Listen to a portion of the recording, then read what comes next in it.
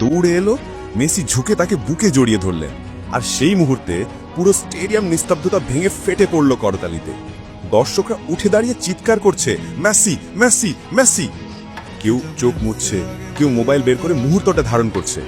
বাচ্চার চোখে তখন কান্না আর আনন্দ, মেসির মুখে হাসি, চোখে এক ধরনের ভালোবাসা। তিনি কিছু বললেন ছেলেটাকে, হয়তো বললেন, তুমি সাহসী ছিলে, তোমার স্বপ্ন পূরণ হোক।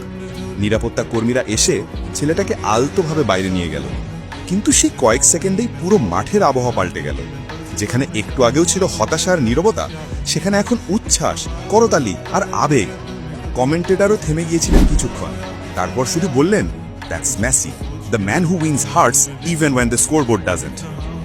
এই মুহূর্তটাই প্রমাণ করে একজন মহান খেলোয়াড় শুধু পায়ে নয়, হৃদয় দিয়েও খেলেন। ফুটবল তার কাছে শুধু খেলা নয়, এটা ভালোবাসা, এটা মানবতা।